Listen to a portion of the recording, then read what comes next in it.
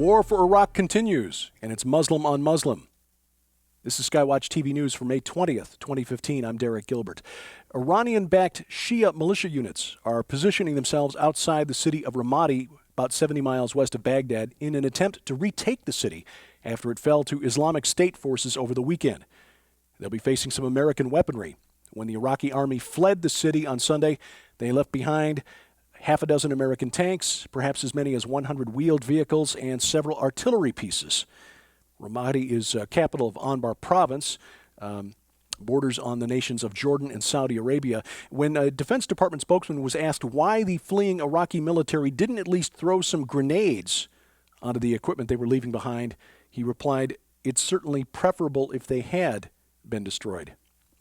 Now, this certainly adds to the instability of the region. As I mentioned, Anbar province borders on the nations of Jordan and Saudi Arabia. And while we American Christians may assume that the Islamic State wants to destroy Israel, and it probably does at some point, it also wants to establish the credibility of its caliphate.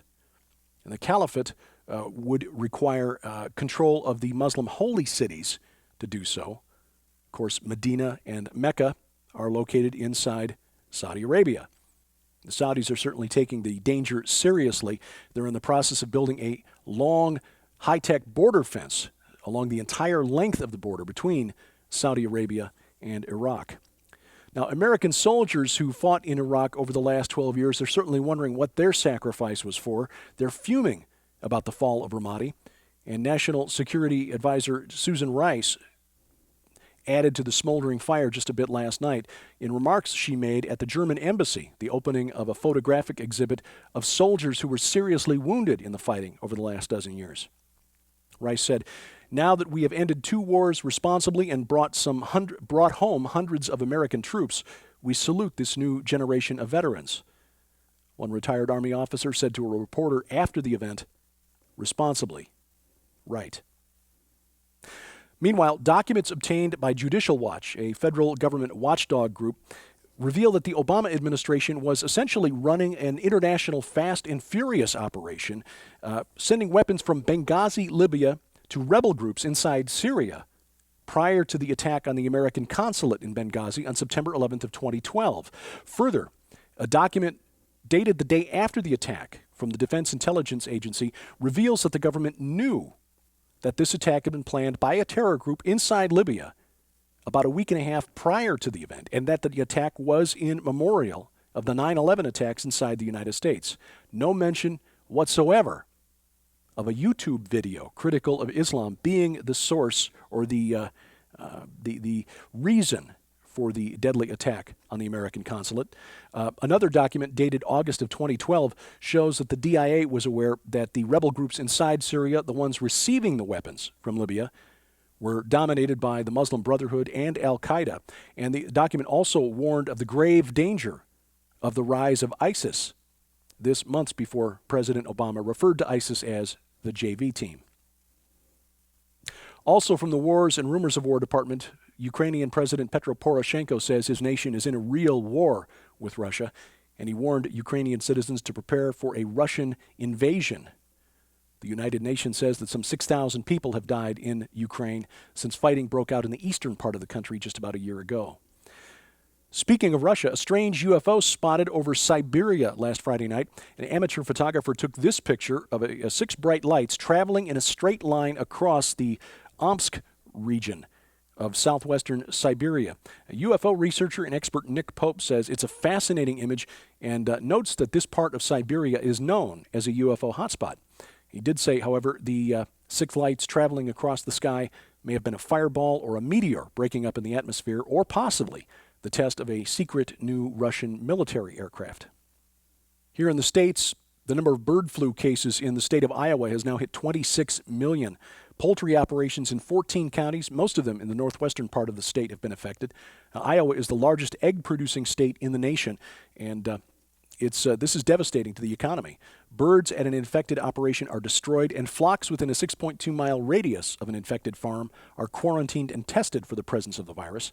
The H5N2 virus has also been confirmed in wild bird populations as far away as Washington, Oregon, Idaho, Wisconsin, and Kentucky.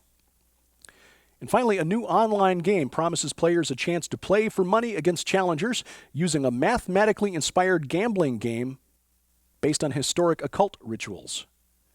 The game is called Cordial Minuet. Cordial Minuet. An odd name, but it's because it's an anagram of the words demonic ritual.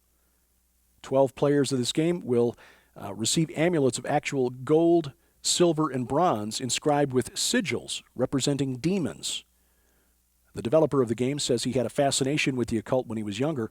The idea for the game, Cordial Minuet, came to him when he thought about the way people gamble at a casino, essentially sacrificing money on the altar of the gods of chaos. The mechanics of the game are based on actual summoning rituals, but the developer denies that the game is satanic, says that's just a label applied by Christians who don't like something that doesn't fit inside their worldview, even though he researched and incorporated elements of the occult, black magic, and summoning rituals in the game. Last night on the Christian television network, Skywatch TV discussed our sevenfold vision for the channel. Tom Horn also shared a vision of a part of the ministry we've not talked about publicly very often, and that is Whispering Ponies Ranch. If you'd like to know more about that and missed the program when it aired last night, you can watch it today or anytime on demand at the Skywatch TV Roku channel. If you've got a Roku account, instructions on how you can add the Skywatch TV Roku channel to your account are available at our website, skywatchtv.com, where you can also find the new edition of the Skywatch magazine. The May edition is now out with articles from Tom Horn, Gary Stearman, Dr. Michael Lake, Josh Peck, and myself. It's mobile ready, so you can read the articles on your PC, laptop, or your mobile device, tablet, iPhone, iPad, iPod, what have you. The link at the Skywatch TV website, look in the top menu bar there for the link to the Skywatch magazine. Because of the ambitious plans for Skywatch TV and Whispering Ponies Ranch, we do need your support.